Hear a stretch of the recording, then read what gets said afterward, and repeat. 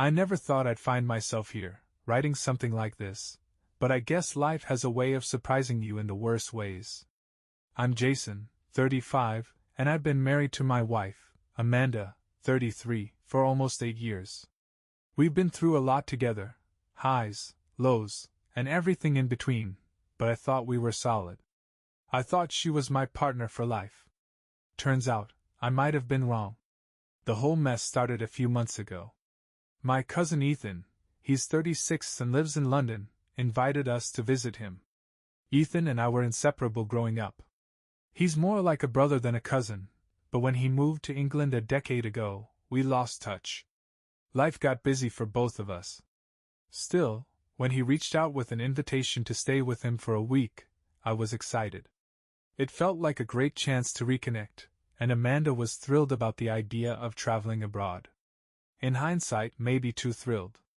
Amanda started preparing for the trip with this almost obsessive energy. She bought new clothes, started working out, even got her hair done in a way I hadn't seen before. When I teased her about going all out for just a week, she laughed it off. "Maybe I just want to look nice for photos," she said with a playful nudge.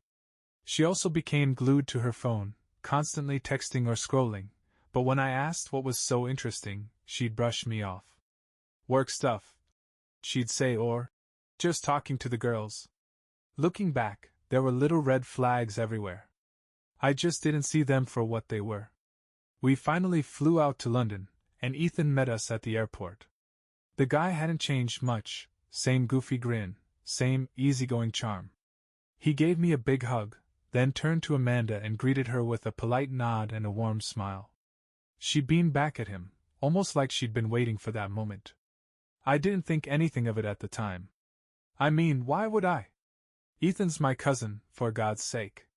His flat was small but cozy, tucked away in a quiet neighborhood. Amanda couldn't stop gushing about how charming it was, how great the location was, and how lucky Ethan was to live in such a cool city. It felt like she was buttering him up, but I told myself she was just excited about the trip. The first day was fine. Ethan and I spent hours catching up, reminiscing about our childhood, while Amanda mostly listened and chimed in here and there. She seemed genuinely interested in Ethan's stories, laughing a little too hard at his jokes, but I brushed it off. Amanda's always been outgoing and friendly. I like that about her. The second night, though, something shifted. After dinner, Ethan went to grab drinks from the kitchen, leaving Amanda and me alone in the living room. She turned to me with this strange smile on her face and said, "Your cousin's really charming, isn't he?" I laughed, thinking it was a joke. "What, you've got a crush on him now?" She rolled her eyes but kept smiling. "Don't be ridiculous, Jason. I'm just saying, he's a great guy. You're lucky to have him in your family." Her tone felt off, like there was more to her words than what she was saying, but I shrugged it off. I didn't want to be that guy, the one who reads too much into harmless comments. But something about the way she looked when she said it stuck with me. Over the next few days, I started noticing little things. Amanda and Ethan seemed to be getting along really well. Too well. They'd sit a little closer on the couch, share private jokes that I didn't understand, and sometimes they'd lower their voices when talking, like they didn't want me to hear. I tried to ignore it, but the uneasy feeling in my gut kept growing. One morning, I woke up early and found Amanda in the kitchen with Ethan. They were laughing about something, their heads close together. When they noticed me, Amanda's laughter stopped abruptly, and she straightened up. "Oh, good morning," she said, her voice overly cheerful. Ethan gave me his usual grin and poured me a cup of coffee like nothing was wrong. "What's so funny?" I asked casually, trying to keep my voice light. "Nothing," Amanda said quickly. "Ethan was just telling me about this ridiculous thing he saw at work yesterday." She wouldn't look me in the eye, and her smile seemed forced. I felt a knot tighten in my chest, but I didn't push. I didn't want to seem paranoid or accusatory. I told myself I was imagining things, that it was all in my head. That night, Ethan went out to meet some friends, leaving Amanda and me alone. I thought it'd be a good chance for us to reconnect, to spend some time together without distractions. But Amanda seemed distant, her phone glued to her hand the entire evening. Every time I tried to start a conversation, she'd give me short, distracted answers. When I asked her what was on her phone, she snapped. "Why do you care? Can't I just relax without you interrogating me?" Her tone caught me off guard. Amanda's never been the type to snap like that. I didn't know what to say, so I just dropped it. But the tension between us lingered, hanging in the air like a storm waiting to break. By the fourth day of the trip, I couldn't shake the feeling that something was off. Amanda and Ethan's interactions were becoming more frequent, more familiar, and more intimate. It wasn't blatant, nothing that anyone else might notice, but I could feel it. It was the subtle things, the way Amanda seemed to light up when Ethan walked into the room, how they'd share a look after one of his jokes, or the way their conversations felt like they were just for them, leaving me on the sidelines. I tried to tell myself I was being paranoid. After all, Ethan's my cousin, and Amanda's my wife. What could possibly happen? But then something happened that I couldn't ignore. That evening, Amanda and I had plans to go out for dinner, just the two of us. Ethan had some work thing to attend, so it was the perfect opportunity for us to spend some time together. Or so I thought. "Do we really have to go out?" Amanda said, scrolling through her phone as she lounged on the couch. "I'm kind of tired. Can't we just order in or something?" I frowned. "I thought you were excited about trying that Italian place Ethan recommended. We've been running around all week. It'll be nice to have a quiet dinner, just us." She sighed dramatically, like I was asking for the moon. "Fine. If it's such a big deal to you." Her tone stung, but I let it go. Maybe she was just tired. This trip had been busy, and traveling can be exhausting. I tried to brush it off, but the nagging feeling in my gut was getting harder to ignore. When we got back from dinner, Ethan was already home. He greeted us with a grin and said, "You guys should have told me you were going out. I would have joined." Amanda immediately perked up, her earlier exhaustion nowhere to be seen. "Oh, it wasn't anything special," she said, sitting down next to him on the couch. "Just a quick bite. How was your night?" And just like that they were off, talking and laughing while I sat there feeling like a third wheel in my own marriage. I couldn't help but notice how her mood changed the moment Ethan was around. It was like a switch had been flipped. I tried to join the conversation, but it felt like they were speaking a language I didn't understand. The real breaking point came the next morning. I woke up early, intending to go for a walk and clear my head. Amanda was still asleep, so I quietly got dressed and left her a note on the kitchen counter. The crisp London air helped calm me, if only for a little while, but the unease was still there, gnawing at the back of my mind. When I got back to the flat, something immediately felt off. Ethan's bedroom door was slightly ajar, and I could hear voices inside. Amanda's voice. My stomach dropped. I froze in the hallway, straining to hear what they were saying. Their voices were low, almost conspiratorial. I crept closer, my heart pounding in my chest. Just as I reached the door, it suddenly swung open, and Amanda stepped out. She jumped when she saw me, her face going pale for a split second before she forced a smile. "Oh, you scared me," she said, her voice unnaturally chipper. "I didn't hear you come back. What were you doing in Ethan's room?" I asked, trying to keep my voice steady. Her smile faltered for a moment before she recovered. "I was borrowing his charger. Mine's not working, remember?" She held up a phone charger as if to prove her point. Her voice was calm, but her eyes darted to the side, avoiding mine. Before I could respond, Ethan appeared in the doorway, looking as relaxed as ever. "Morning, mate," he said with a grin. "How was your walk?" It felt like the air had been sucked out of the room. I wanted to believe them, to trust them, but something about the way they both acted set off every alarm in my head. I forced a smile and muttered something about needing coffee before retreating to the kitchen. As I stood there, staring blankly at the coffee pot, I couldn't ignore the sinking feeling in my gut. Something was going on. I didn't know what, but I knew it wasn't nothing. The tension between us only grew after that morning. I couldn't stop replaying the scene in my head, Amanda stepping out of Ethan's room, the startled look on her face, and the way Ethan seemed so calm, too calm, like nothing unusual had happened. I tried to act normal, but the unease was eating me alive. Later that day, Ethan suggested we go sightseeing together. "There's this amazing market I think you guys will love," he said, glancing at Amanda as he spoke. She lit up immediately, nodding enthusiastically. "That sounds great," Amanda said, her tone brighter than it had been with me in days. I forced a smile and agreed. I didn't want to seem like I was overreacting or being suspicious, but the way Amanda kept glancing at Ethan, like he was the most interesting person in the room, was hard to ignore. At the market, it was the same story. Ethan and Amanda walked ahead, chatting and laughing while I trailed behind like a third wheel. I tried to join the conversation a few times, but it felt like they barely noticed I was there.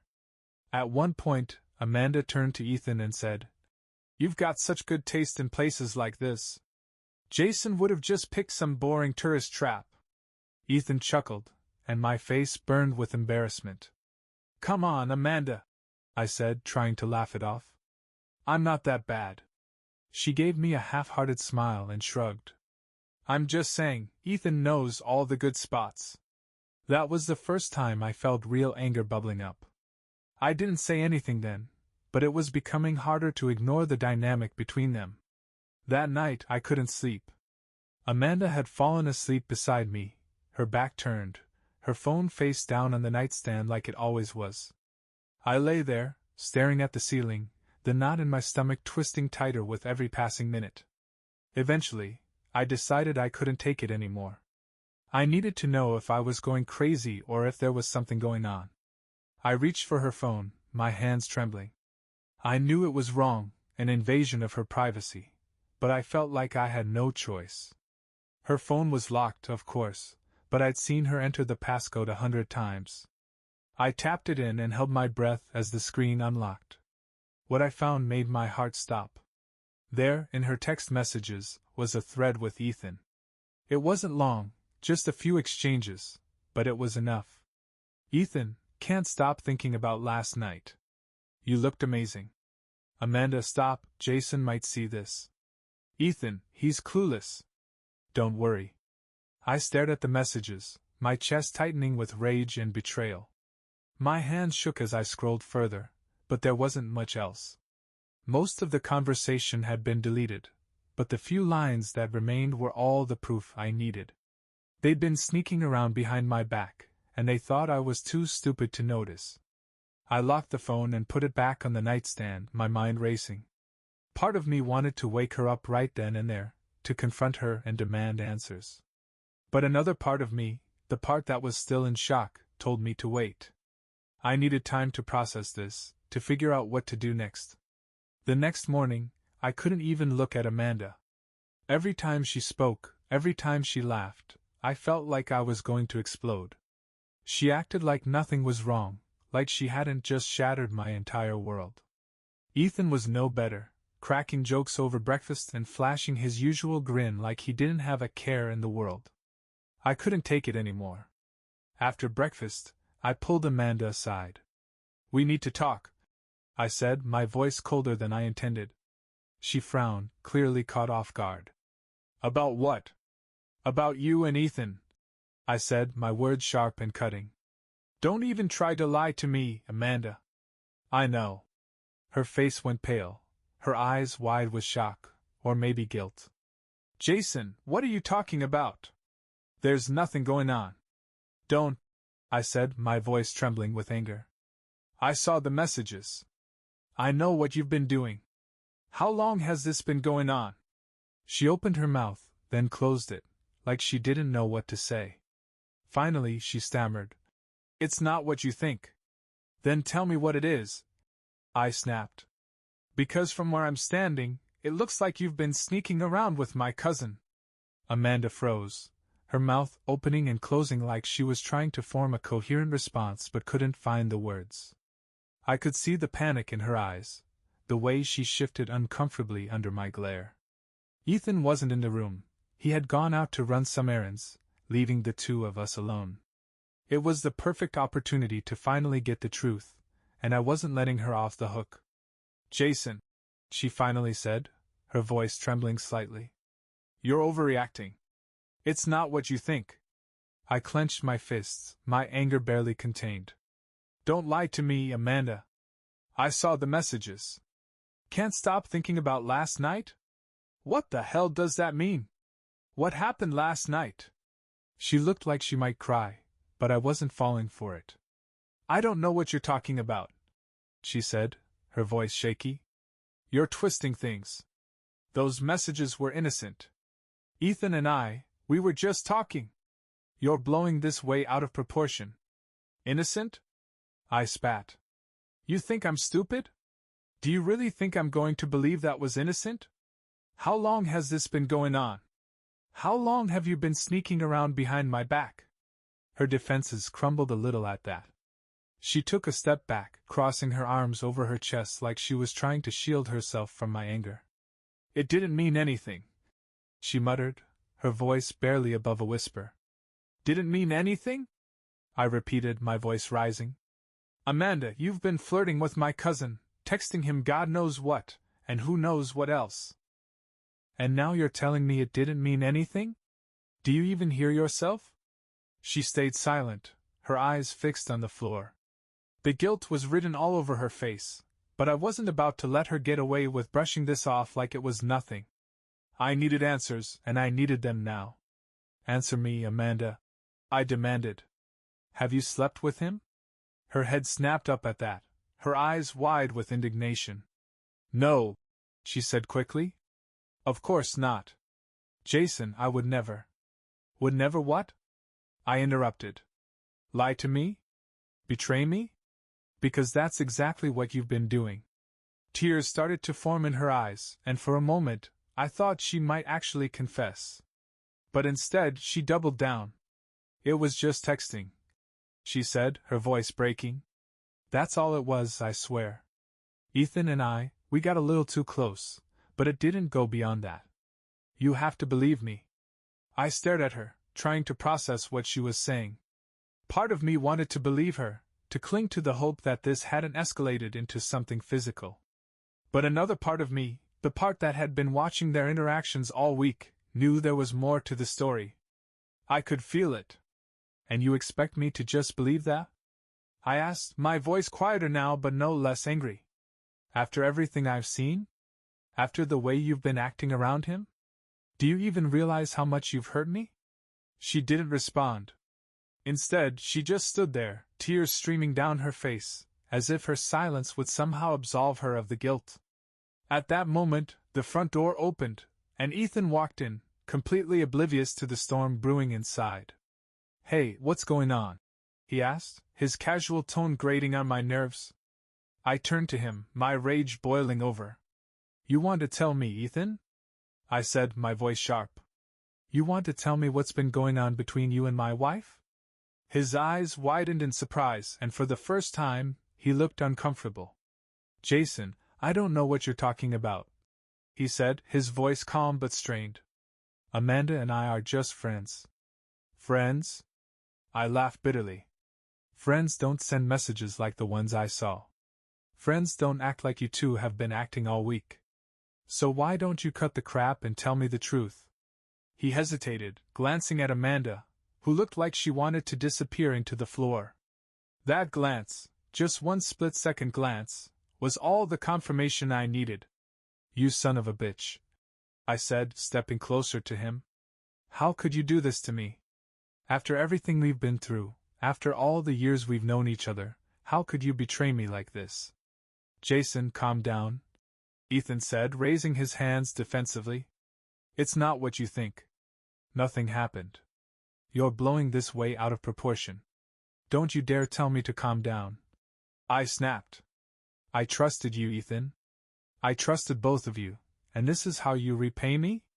Amanda finally spoke, her voice barely audible. Jason, please. We can talk about this. We can work through it. I turned to her, my heart breaking all over again. Work through it? I repeated, shaking my head. How? How do you expect me to work through this when the two people I trusted most stabbed me in the back? Ethan stood frozen, his mouth opening like he was about to speak, but no words came out. His usual confidence, the charm he'd always carried, was gone. Amanda, on the other hand, looked desperate, like she was scrambling for a way to fix the unfixable. Jason, listen, Ethan finally said, his voice shaky but calm enough to be infuriating. I get it. You're upset. But I swear this isn't what it looks like. I laughed bitterly. Not what it looks like. You think I'm an idiot, Ethan? You've been sneaking around with my wife, and you're going to stand there and tell me it's not what it looks like. Are you really that shameless? Amanda took a step forward, reaching out toward me, but I moved back instinctively. I didn't want her near me. Not now. Not after everything.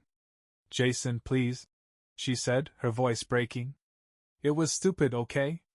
It was stupid, and I regret it. But you have to believe me.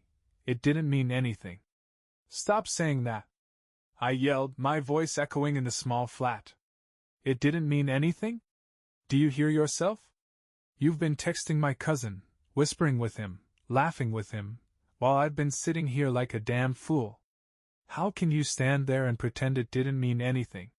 She flinched at my words, tears streaming down her face now, but I didn't care. I was too far gone, my anger too overwhelming to let me feel anything else. And you, I said, turning back to Ethan. I trusted you. You were like a brother to me, Ethan. A brother. And you do this? In your own house? With my wife? He ran a hand through his hair, his calm facade cracking under the weight of my words. I screwed up, he said, finally owning up to it. I'm sorry, Jason.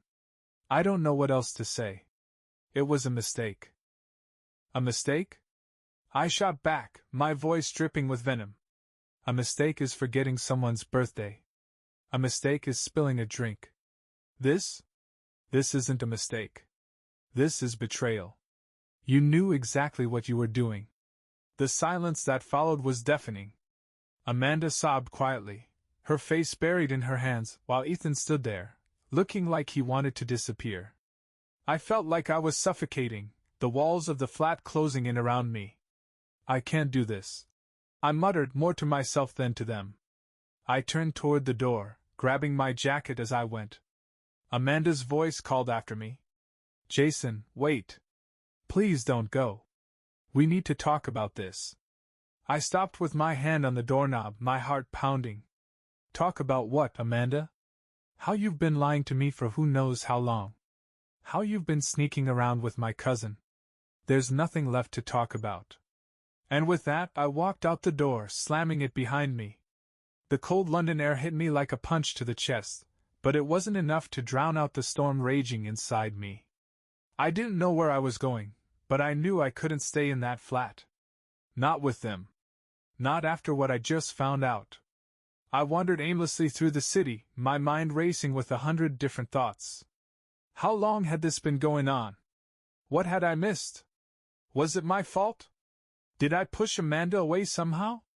Or was this just who she was all along, someone capable of lying to my face while stabbing me in the back? By the time I stopped walking, the sun was beginning to set. I found myself sitting on a bench in some park I didn't recognize, staring at nothing in particular. My phone buzzed in my pocket, messages, no doubt, from Amanda or Ethan. I didn't bother checking. I couldn't deal with them right now. I couldn't deal with any of it. I'd been betrayed by the two people I trusted most in the world. My wife, the woman I vowed to spend my life with, and my cousin, the person I considered my brother. The pain was unbearable, but beneath it all, a new emotion was beginning to take hold. Rage. I stayed on that bench until the streetlights flickered on, the chill in the air creeping through my jacket. My mind was a mess, a tangle of anger, pain, and questions I wasn't ready to answer. Every time I thought about Amanda's face when I confronted her, or the pathetic excuses Ethan gave, it felt like a fresh punch to the gut. Eventually, I forced myself to move. I had nowhere to go, but I couldn't sit there all night. I wandered the streets aimlessly, avoiding the temptation to check my phone. It buzzed several times, and I knew it was Amanda. She was probably panicking, trying to figure out how to spin this. Or maybe Ethan was texting me too, trying to justify the unjustifiable. I didn't care. Not right now. Finally, I found myself outside a small pub, its warm light spilling onto the street. Without thinking, I stepped inside and ordered a drink. I'm not much of a drinker, but I needed something to take the edge off, something to stop my thoughts from spiraling. The first sip burned, but I didn't care. I just wanted to forget. I must have sat there for hours, nursing my drink and staring blankly at the TV above the bar. The bartender gave me a few concerned looks but didn't say anything. Eventually, though, my phone buzzed again, and this time I couldn't ignore it. I pulled it out and saw Amanda's name on the screen. Amanda, Jason, please come back. We need to talk. I'm sorry. I love you. I scoffed out loud, earning a glance from the guy sitting a few stools down. I love you? I thought. What kind of person does this to someone they love? I didn't reply. I couldn't. I set my phone down and signaled for another drink. When I finally left the pub, it was late, and the streets were mostly empty. I stumbled a bit as I walked, the alcohol dulling my anger but not my pain. My thoughts kept circling back to one thing: what now? I couldn't stay at Ethan's flat. That much was clear. But where would I go? We were in London for 3 more days, and I couldn't exactly afford a hotel. I didn't want to go home yet either, not with Amanda. The thought of sitting on a cramped plane next to her for hours made my stomach turn. I eventually ended up at a cheap hostel a few blocks away. It wasn't much, but it was clean, and it gave me the space I needed. I collapsed onto the small, lumpy bed and stared at the ceiling, my mind racing despite the alcohol in my system. How had it come to this? Just a week ago, I was excited about this trip, about reconnecting with my cousin and spending quality time with Amanda. Now, my marriage was hanging by a thread, and I'd never be able to look at Ethan the same way again. The next morning, my phone was flooded with messages from Amanda. Amanda, where are you? I'm worried about you. Amanda, Jason, please talk to me. I made a mistake, but we can fix this. Amanda, I love you. Please don't throw everything away because of one stupid thing. And then there was one from Ethan. Ethan, Jason, I'm sorry. I don't know what else to say. Let me explain. Call me when you're ready. I stared at the messages, my anger bubbling up again. Their audacity was astounding. They were acting like I was the one overreacting, like I was supposed to just forgive them and move on. But I wasn't ready to forgive, and I sure as hell wasn't ready to move on. Finally, I typed out a reply to Amanda. Me, I'll come by later to get my things. Don't talk to me until then. I didn't bother replying to Ethan. He wasn't worth the effort. After sending that message to Amanda, I took my time getting ready to face what I knew would be an unbearable scene. My anger had simmered overnight, replaced by a hollow, numb feeling that made everything seem distant. I didn't want to go back to Ethan's flat, didn't want to see either of them, but I didn't have a choice. My clothes, my passport, everything I needed to get through the next few days was still there. When I finally arrived, Amanda opened the door before I even had a chance to knock. Her face was pale, her eyes red and puffy from crying. She looked like she'd been waiting there for hours. Jason, she said softly, stepping aside to let me in. Can we please talk? I walked past her without a word, heading straight for the guest room where our bags were. I heard her close the door behind me and follow, her footsteps hesitant. Ethan was nowhere in sight, which was both a relief and a frustration. Part of me wanted to see him, to confront him again, to make him feel even a fraction of the pain he'd caused me. But the other part of me couldn't bear to be in the same room with him. Jason, Amanda tried again as I unzipped my suitcase and started stuffing clothes inside. Please! You can't just shove me out like this. I know I messed up, but we've been through so much together. Don't throw it all away. I paused, my hands gripping the edge of the suitcase. Throw it away? I said, my voice low but trembling with anger. You think I'm the one throwing this away? Amanda, You destroyed this the second you decided to betray me. Don't put this on me. She flinched at my words, fresh tears streaming down her face. I know I hurt you, and I'll never forgive myself for it. But I love you, Jason. I love you more than anything. That's why I'm begging you to let me fix this. Fix it? I snapped, spinning around to face her. How do you fix something like this, Amanda? How do you erase the lies, the betrayal, the fact that you were sneaking around with my cousin? Tell me, how do you fix that? She opened her mouth to speak but closed it again, unable to come up with an answer. Instead, she broke down, sobbing into her hands. A part of me hated seeing her like that, but another part of me felt cold. Detached. I didn't feel sorry for her. Not anymore. As I finished packing, Amanda's sobs quieted, and she stood there silently, watching me with a look of desperation. Where are you going? She finally asked, her voice barely above a whisper. I don't know yet, I admitted. But I'm not staying here. What about us? She asked, her voice breaking. Are you really going to throw away everything we've built together? I zipped up the suitcase and turned to her, my expression unreadable. I didn't throw it away, Amanda. You did. And as for us? I don't know. Right now, I can't even look at you without feeling sick. Her shoulders slumped, and for the first time, she seemed to realize just how deep the damage went. I didn't wait for her to respond.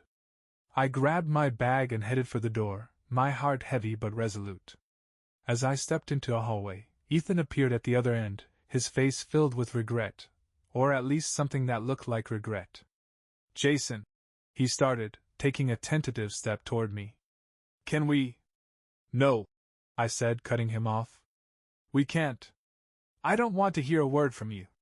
You've done enough. He stopped in his tracks, his mouth opening as if to protest, but I shot him a glare that made him shut it again. Without another word, I walked out of the flat, leaving them both behind. Outside, the cold air felt like a slap in the face, but it was exactly what I needed. I stood there for a moment, taking deep breaths, trying to steady myself. It was over. At least, it felt like it was. I didn't know what the next steps were, but one thing was certain, I couldn't go back to the way things were. As I walked away, my phone buzzed in my pocket. Another message from Amanda, no doubt. I didn't even bother looking. For the first time in days, I felt a small sense of clarity. Whatever happened next, it was up to me, and only me. Dragging my suitcase through the streets of London, I felt a strange mix of emotions, anger, sadness, relief, and a dull numbness that seemed to grow with every step. I had no destination in mind, just the need to keep moving. I couldn't go back to the flat, couldn't face Amanda or Ethan again, at least not yet. I needed space to think, to process everything that had just happened. I finally stopped at a small cafe, the kind of quiet, out-of-the-way spot where no one would bother me. I left my suitcase by my feet and ordered a coffee, not because I wanted one, but because it gave me an excuse to sit there and collect myself. The barista handed me the steaming cup with a kind smile, but I barely noticed. My mind was 1,000 miles away. As I sat there, I couldn't help but replay the past few days in my head, dissecting every moment, every word, every interaction between Amanda and Ethan. The signs had been there, hadn't they? The looks, the laughter, the way she seemed to glow around him in a way she hadn't around me in a long time. I'd ignored them, pushed them aside, because I trusted her. Because I trusted him. And now, that trust was shattered. My phone buzzed again, vibrating softly against the table. I ignored it at first, but it kept buzzing, one notification after another, until I finally picked it up to silence it. Of course, it was Amanda. Amanda, Jason, please, just talk to me. I'm sorry. I'll do whatever it takes to make this right. Amanda, I'm begging you. Don't leave like this. We can fix it. Amanda, I love you. I clenched my jaw and set the phone down, resisting the urge to reply. Fix it? How do you fix something like this? She hadn't even told me the whole truth yet. She was still trying to downplay it, to act like it was just a stupid mistake. But I knew better. People don't destroy trust like that over nothing. Another message popped up, this time from Ethan. Ethan, Jason, man, I'm sorry. I know I screwed up. Please let me explain. Can we talk?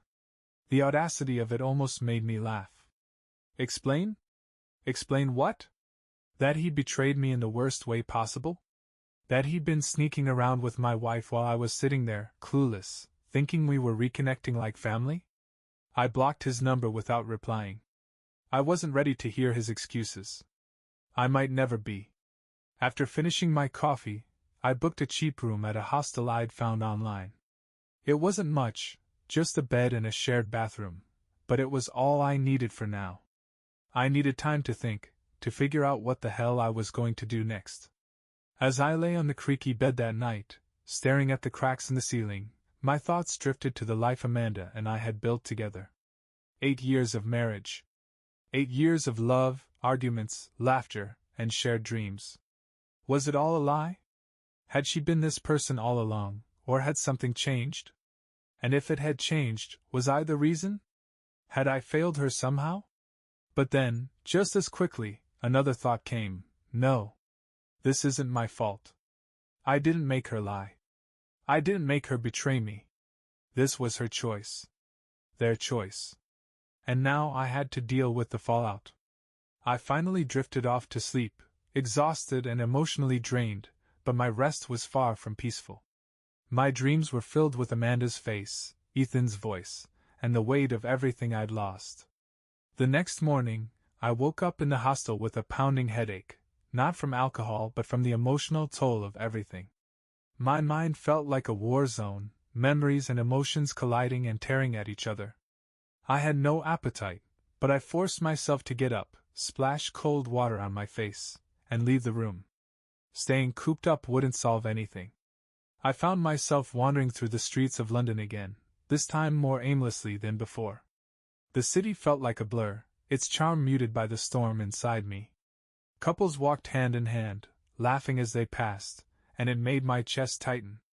I envied their happiness, their blissful ignorance. I used to have that, or at least I thought I did. At some point, I stopped at a park bench and sat down, staring at the people walking by. My phone buzzed again, and I sighed, knowing who it would be. Sure enough, it was Amanda. Amanda, Jason, I'm so sorry. Please just come back so we can talk. I'll do anything to make this right. Amanda, you don't have to decide anything right now. Just come back. Let's figure this out together. I stared at the messages for a long time, my emotions swirling. Part of me wanted to respond, to demand more answers, to hear her explain herself fully. But another part of me, the louder, angrier part, wanted to cut her off completely, to leave her to deal with the consequences of her choices.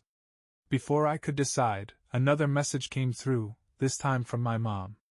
Mom, hey Jason. Just checking in? How's the trip? Her words hit me like a punch to the gut. She didn't know. Of course she didn't. How could she? No one back home knew about the chaos unraveling in my life. To them, this trip was just a chance for me to reconnect with Ethan and have a nice vacation with my wife. The thought of telling her, or anyone else, felt unbearable. I typed out a quick reply. Me, it's fine. I'll call you when I'm back. I couldn't bring myself to say more. As the hours passed, I found myself going over the same question again and again. What do I do now? Amanda's pleas echoed in my mind. She wanted to fix this. She said she was sorry. But could I ever trust her again? Could I ever look at her without picturing her with Ethan, without hearing the lies she told me? The answer felt obvious, but it wasn't that simple. 8 years of marriage isn't something you walk away from easily. And yet, the thought of staying with her, of trying to rebuild what she'd broken, felt impossible.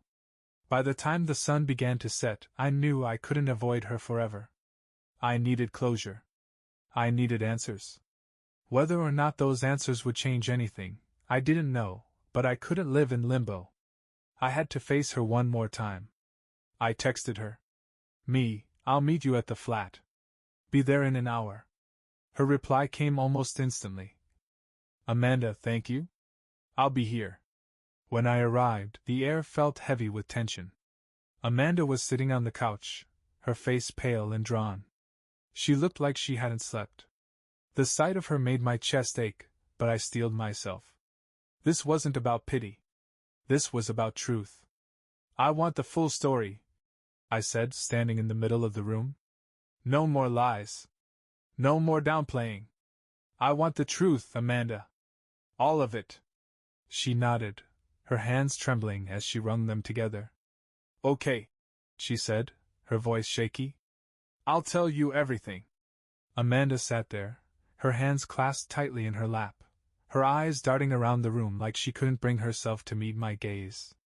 The silence between us stretched on, heavy and suffocating, until she finally took a deep breath and spoke.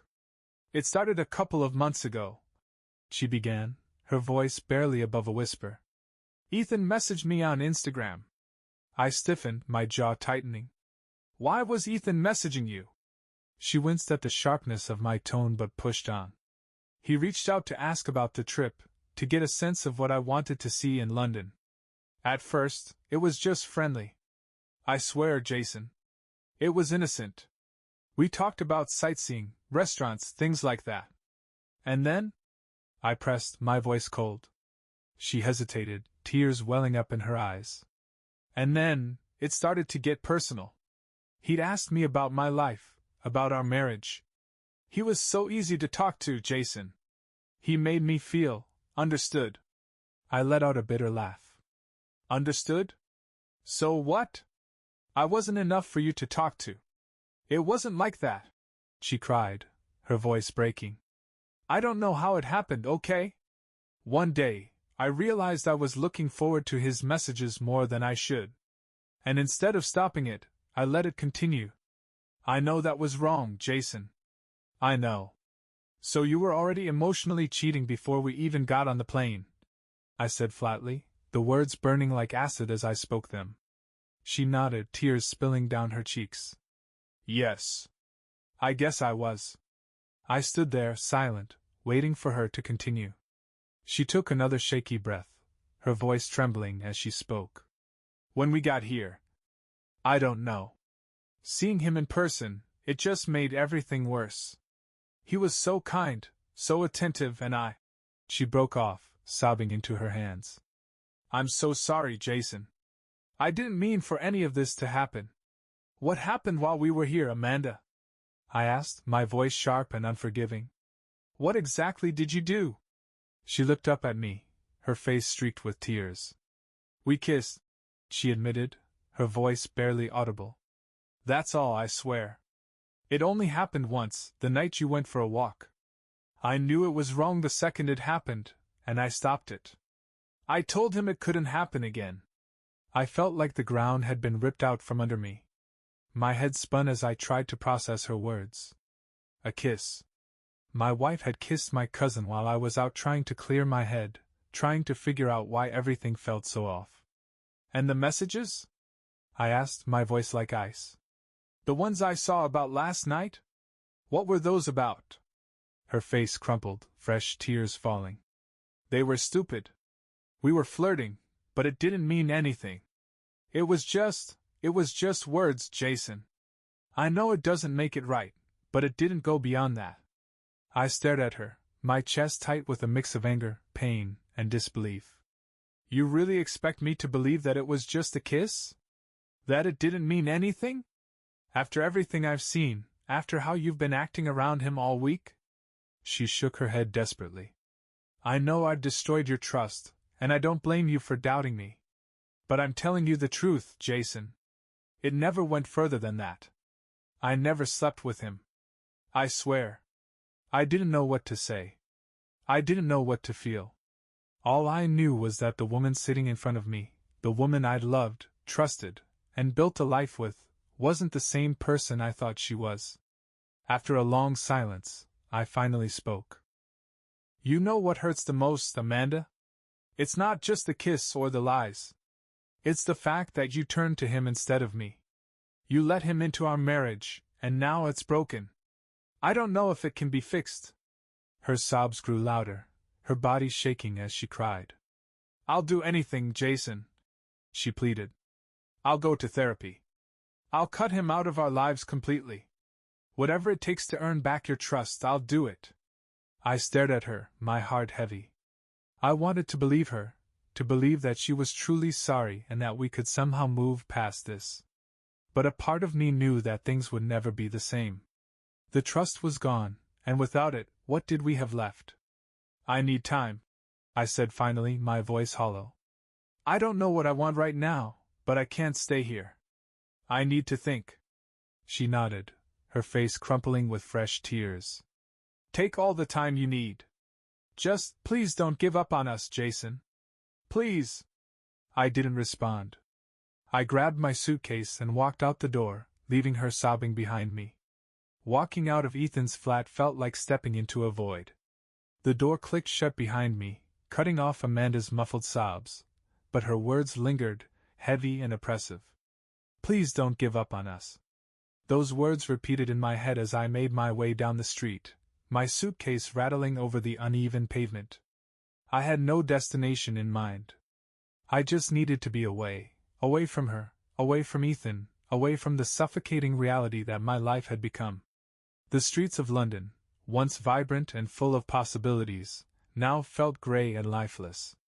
Every face I passed, every couple holding hands, was a painful reminder of what I'd lost. I eventually found myself back at the hostel where I'd stayed the night before. The receptionist barely glanced at me as I paid for another night and dragged my suitcase upstairs. The room was as small and bare as I remembered, but at least it was mine, a space where I didn't have to pretend to be okay.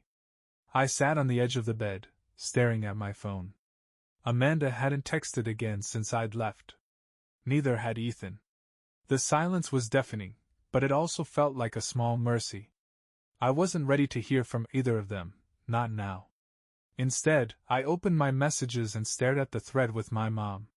She texted me again earlier, asking if everything was okay. I hadn't responded yet, unsure of what to say. "How do you tell your family that your marriage is falling apart? That your cousin, someone they know and love, played a part in it?" I typed out a message, deleted it, then typed out another. After a few failed attempts, I finally settled on something vague. "Hey Mom. The trip's been complicated. I'll explain when I get back." Her reply came almost instantly. "Mom, complicated? Is everything okay? You sound upset." I sighed, running a hand through my hair. I couldn't bring myself to lie, but I also couldn't dump this on her over text. It's hard to explain. I'm fine. I'll call you soon." Her response was simple but comforting. "Mom, okay, just know I'm here if you need me. Love you." I set the phone down and leaned back against the wall, the weight of the situation pressing down on me. I'd always thought of myself as a strong person, someone who could handle anything life threw at me. But this was different. This was personal. Intimate. And it had shattered me in a way I didn't know was possible. That night I barely slept. My mind refused to quiet down, replaying every moment from the past week, every conversation, every look Amanda and Ethan had shared. The idea that they'd kissed, that they'd crossed that line while I was under the same roof, made me feel sick. Her insistence that it hadn't gone further was little comfort. The betrayal had already cut too deep. When I did finally drift off, my dreams were a jumble of images, Amanda laughing with Ethan, their faces close, their whispers just out of reach. I woke up in a cold sweat, my heart racing, the anger and pain as fresh as ever. As the morning light seeped through the thin curtains, I knew I couldn't keep running from this forever. I had to make a decision. Staying in limbo, avoiding the inevitable, was only prolonging the pain. But what decision could I make? Could I ever forgive Amanda? Could I rebuild my life without her? And what about Ethan?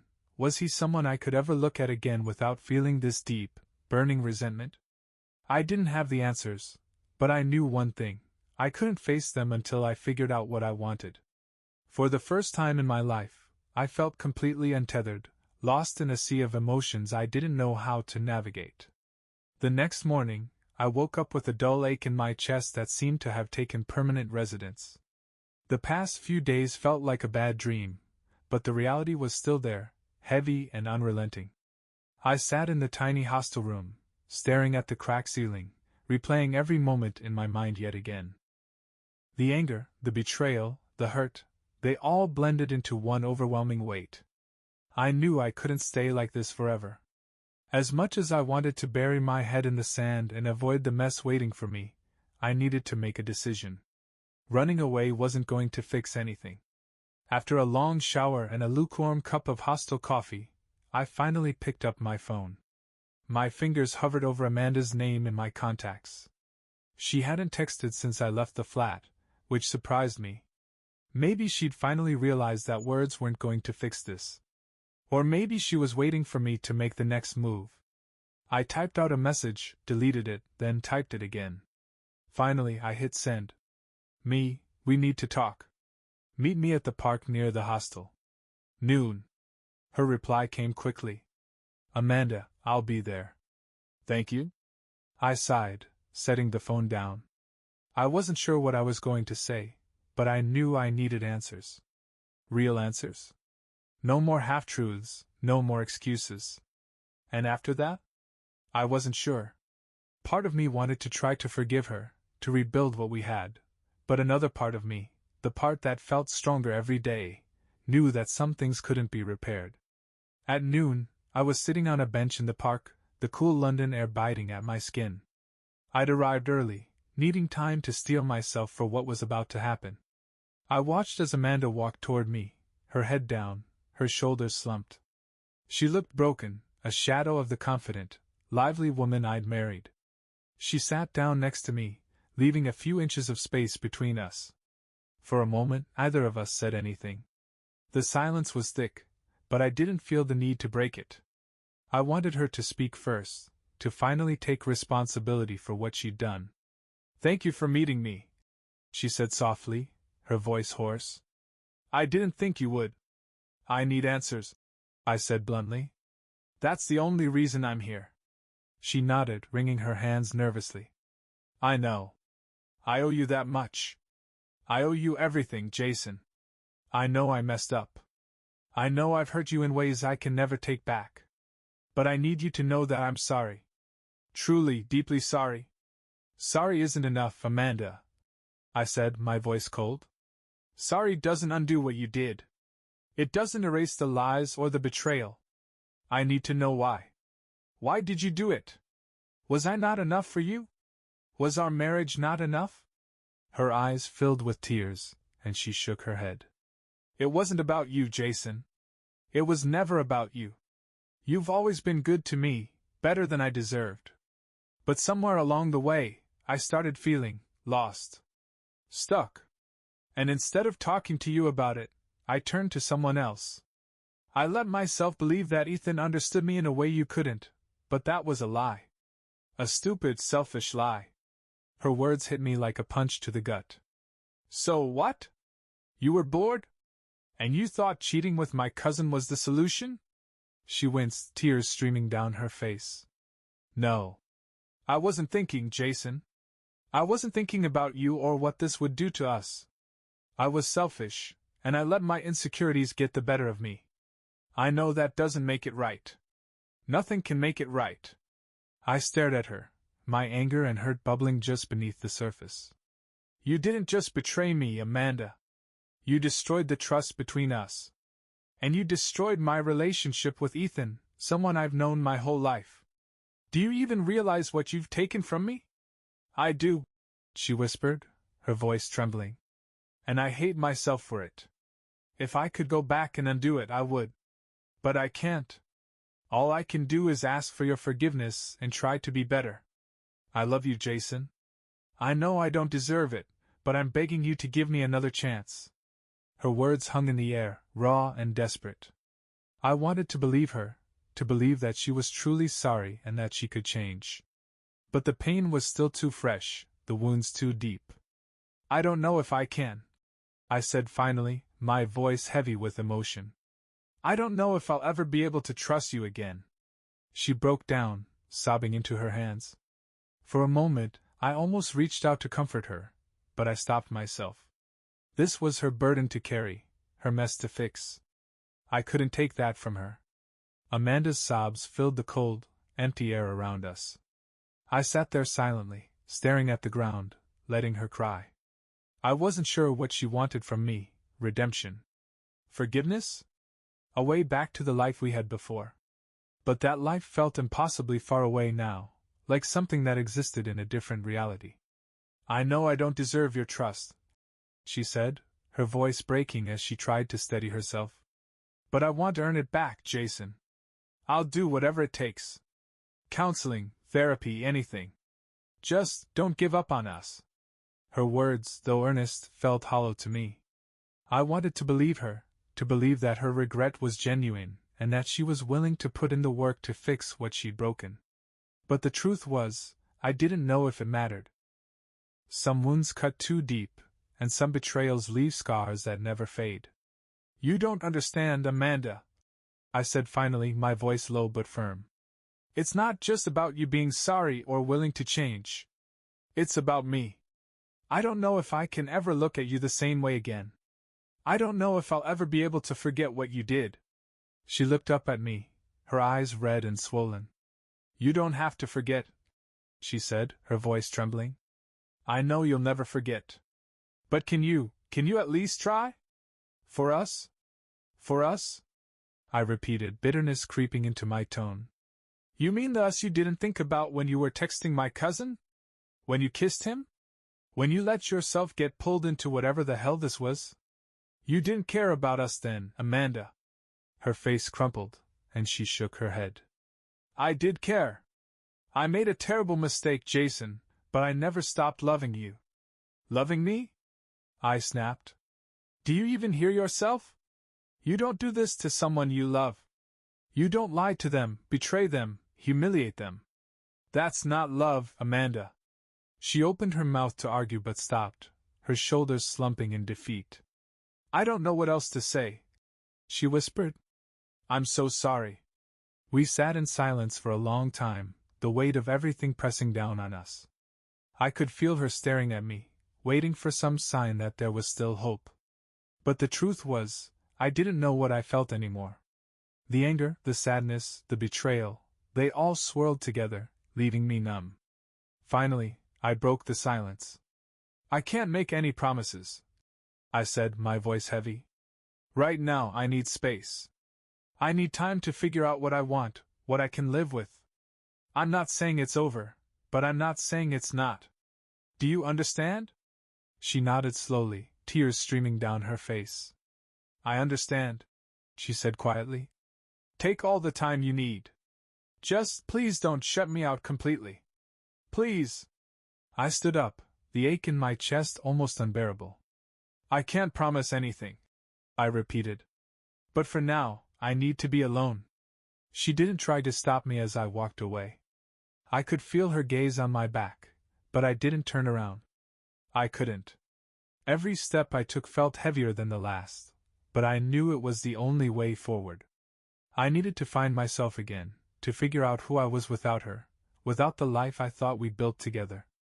As I walked back to the hostel, I felt a strange sense of finality settle over me. The road ahead was uncertain, filled with questions I didn't yet have answers to. But one thing was clear, I couldn't let this define me. Whether or not Amanda and I had a future together, I had to take back control of my life, piece by piece. For the first time in days, I felt a glimmer of something I hadn't felt in a long time, hope, not for us, but for myself. Back in the small hostel room, the silence felt deafening. I set my suitcase in the corner, sat on the bed, and stared at the blank wall in front of me. My conversation with Amanda replayed in my mind like a broken record, her words mingling with the sound of her sobs. She said she loved me. She said she wanted to fix this. But love isn't supposed to feel like this, heavy, suffocating, broken. I didn't doubt that she was sorry, but her regret didn't erase what she'd done. It didn't erase the image of her with Ethan, the messages they'd exchanged, the lies she told me. For so long, I'd seen our marriage as unshakable. Amanda wasn't just my wife, she was my best friend, my partner, my safe place. And now, that foundation was gone. Shattered. I felt untethered, like everything I thought I knew had been ripped away. As I sat there, I thought about what I wanted, about what moving forward would even look like. Could I forgive her? Could I live with the knowledge of what she'd done? Or was this the end, the moment where our story together stopped, and my life started again without her? Later that evening, I decided to step out for some air. The streets of London were quieter now, the hustle of the day replaced by a calm stillness. I walked aimlessly, my thoughts swirling as I tried to make sense of everything. I ended up near the Thames, the river reflecting the lights of the city in a way that was both beautiful and haunting. I leaned against the railing, staring at the water, and let myself feel everything: the anger, the sadness, the betrayal, and the faint, flickering hope that I might eventually come out of this stronger. As I stood there, my phone buzzed in my pocket. I hesitated, then pulled it out, half expecting another message from Amanda. But it wasn't her. It was my mom. "Mom, hey, just checking in again. You seemed upset earlier. Are you sure you're okay?" I stared at the message, my chest tightening.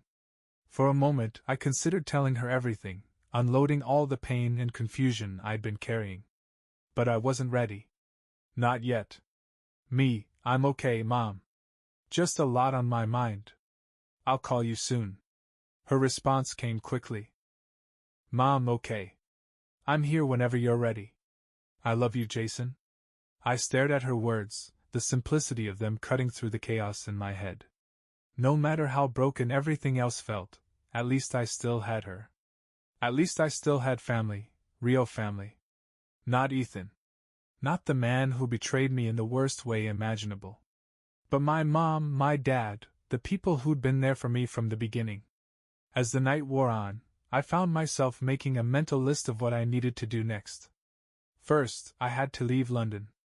I couldn't stay here any longer, not with Amanda and Ethan so close, not with the memories of what had happened lingering around every corner.